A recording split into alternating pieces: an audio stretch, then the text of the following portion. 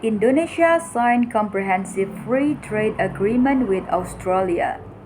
Indonesia and Australia have signed a comprehensive free trade agreement (FTA), the Indonesia-Australia Comprehensive Economic Partnership Agreement (IACEPA) to open up their economies to mutually beneficial growth. Both nations are expected to benefit greatly from the new arrangement. Australia is promised better access to a highly restricted and regulated import market mainly for resource export but also opportunities to sell its educational products. Indonesia, on the other hand, will gain from the elimination of most tariff on export to Australia as well as increased Australian investment in the local economy. There are a number of positive outcomes from the agreement. For example, the agreement allows for 99% Australia goods to enter Indonesia tariff-free or under significantly improved or preferential arrangement.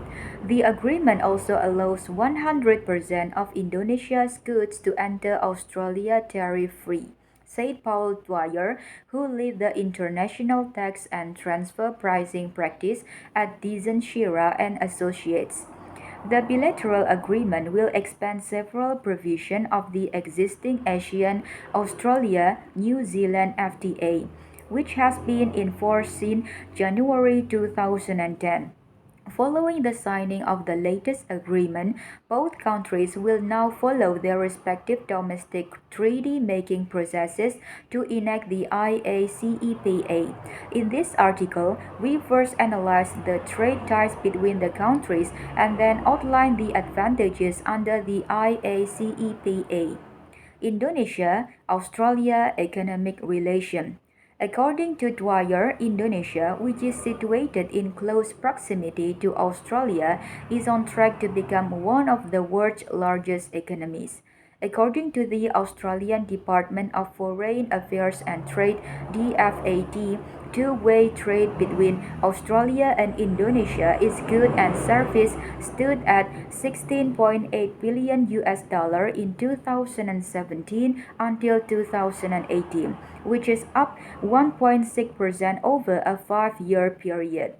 Australia exported 8.4 billion US dollar in goods to Indonesia in 2017 and 2018, which is up to 5.9% over 5 years. Given this landscape, the strengthening of Australia's ties with Indonesia is important, added Dwyer. Bilateral investments are mainly made by Australian businesses that are responsible for more than 90% of the total investment between both countries. Australia mainly exports agricultural goods. Indonesia was the main market for Australian wet and live animal export in 2017. Indonesia, on the other hand, mainly exports crude, petroleum, and manufactured goods to Australia. Trade in service plays a minor role with Indonesian students at Australian universities and Australian tourists to Indonesia being the main drivers. Trade in goods. 99% to Australian export to Indonesia will be able to enter the country without or with significantly improved tariff rates by 2020 under the new FTA. Australia, on the other hand, will eliminate all remaining tariff imposed on Indonesian products. In particular, the origin requirement for Indonesian electric motor vehicle export have been liberalized. Non-tariff measures must not be imposed unless in accordance with WTO rights and obligations or the provided agreement. Import licensing measures must be implemented in a transparent manner and in accordance with the WTO import licensing agreement. Import licensing, the main hurdle for Australian exporters to Indonesia, shall be eased under the agreement. Trade in services. Australian companies are to be granted up to 67% ownership for supplying certain technical and vocational training. The Indonesian higher education sector can look forward to opening up to more investment opportunities by Australian universities. Further, Australian investment up to 100% in 3, 4, and 5-star hotels and resorts are to be allowed. Additionally, 67% Australian ownership is granted for the following sectors under the IACEPA: contract mining services, mine site preparation services, elderly care facilities, telecommunication, architectural and urban planning services, most engineering and surveying services, most construction related work, electrical power construction, installation, operation and maintenance, wastewater management, highways, bridge, tunnel concession and parking services, most accommodation, restaurant, cafes, bar, tour operator services and tourism consultancies. Large hospitals, also 67% for pathology, paramedic, medical and dental specialist clinic services. Power plant over 10 megawatt are allowed with up to 95% Australian ownership. Oil and gas platform construction investment are to be permitted for up to 75% for Australian.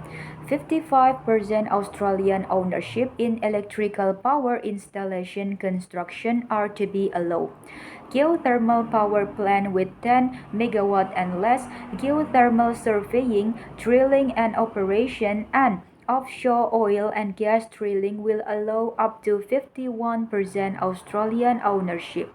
Investment of up to 51% are to be allowed in the railway sector as well.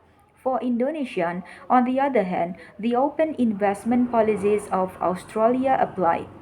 Those investments will be subject to Australia's foreign investment policy, which includes screening by the Foreign Investment Review Board. Policy flexibility will be preserved in sensitive areas such as public health and education, social services, culture and broadcasting, indigenous policy, maritime transport, e-commerce. Paperless trading shall be implemented by both parties, containing the electronic publication of trade administration document as well as accepting electronic version of the document. They shall be treated as equivalent to paper document except if they are against international requirement or what would harm the effectiveness of trade. The acceptance of electronic signatures shall be established under the agreement in accordance with international norm for electronic authentication.